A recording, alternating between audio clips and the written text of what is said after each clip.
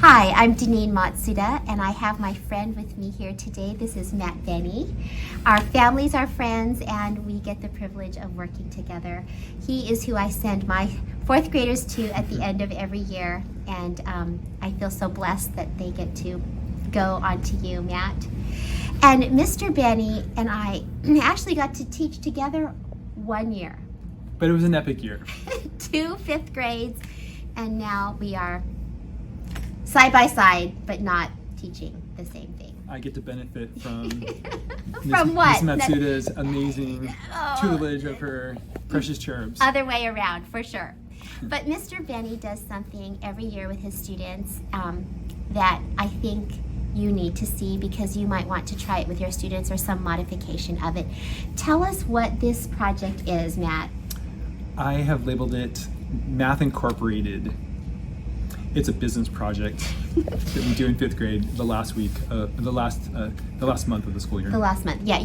We get to benefit from it in the last week, but you're working on it for weeks in advance. Correct. So, what gave you the idea to do this project?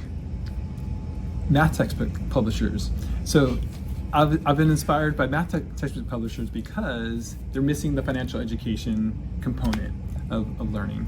And some of the teachers' greatest creativity comes from our own way of how we would rewrite the textbooks or do things that are more hands-on. And so I realized that our students might get higher level maths like physics and pre-calculus and can do all these higher level things, but they graduate from high school and college, and then they don't know how to spend their money, save their money, invest their money. And we have millions that are in debt from starting out. Yes, and this is part of our business, is to lead them to college, but they might get into great debt and have to dig their way out. And so I want to help to prevent that, and also help to empower them to have other ways of being free from debt, being able to save their money, invest their money, share their money in causes that they believe in. It's a lifelong skill that you're teaching. I remember you saying the words financial literacy to me when we were teaching together. And I have to confess something to you that I never have shared with you. In the beginnings, when we first started working together about 10 years ago, there would be 1 week every year where your kids would haul around these wagons and come chasing us down, asking us to buy things, and I would just I just dread it, because it was like constant peddlers, solicitors at your door, you know. And I've watched you. This program has evolved such now that you have a store. Like, you take our eating area and turn it into a store, and now we all can't wait to go shop there. So I just really want to commend you. I've watched you every year just make it better and better and better. That's our job as teachers, to learn from our mistakes and even learn from our students' mistakes and see how we can guide them better. And I think it's important that with any project that you really believe in it. And even for me, I didn't have the confidence to even start. I had the idea, but I pushed off starting it for a few years. I took a couple college classes to get more financial background. And read lots of financial books. Your education had to increase before you were able to, right? That exactly. makes sense. And then I felt more confident to be able to take learning at an adult level, and then how now can I simplify it so that my students can understand it and grasp different ideas. Is this about a month-long project or even longer? So the students actually start looking forward to it all year long. Oh, yes. So they start brainstorming early. But in class, we spend a week kind of introducing it, previewing it, brainstorming different ideas we can do. But then the key 2 weeks of making money in the project, after a week of preview, the next week is a service business. So the students think of ways that they can serve their parents or serve their neighbors with parents' permission. They might walk dogs. Is this for money? For money. Okay. For money. So they might walk dogs. I didn't know this. They might wash cars, do extra chores around the house, push trash cans in, different things, ways they can make money out of nothing. And so that prevents the students from getting into debt. Oh, so that's their income. Correct. Then that they can use that. I did not know that. The funny story is the first year I started the project, my first mistake was I went around the room giving $20 away to every student because I wanted them to start their businesses. Let's go buy our products, buy our stuff, and start selling For their inventory. For their inventory.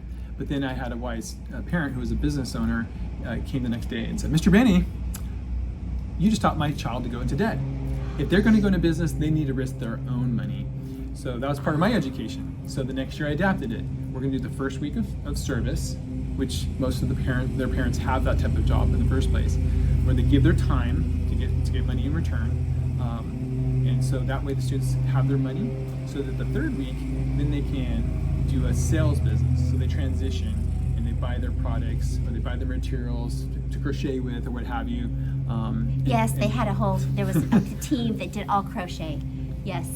So then they do that sales week of selling their products. And then the fourth week is a reflection on the project. Okay. And I've developed a little booklet called Math Incorporated Business Project Booklet. Do you hear the gardeners out there? This is our reality. You can have your own lawn business, which is another service business that you could consider. So, and so I use this little booklet to help guide the project. So it's the gradable component of the project for me. And the students keep track of their numbers and their ideas inside of the And they can, do they have to save a portion, and there's that component too, right? Yeah, so there's a giving component at the end. Oh, a charitable. A charitable. So they'll give 10 to 50% of their net profit. So the actual amount that they make after they pay for all their costs and their receipts, they'll give 10 to 50% at the end of the project. However, that last 85% they get to keep for themselves. They do. So the students are very motivated to do the project because it's beyond points. So can you tell us about what's a high wage earner and on the low end? I mean, I remember the mochi group last year. They went to Trader Joe's and bought mochi thinking they were going to make a bunch of money, and did they make any money? I think they lost money, didn't they?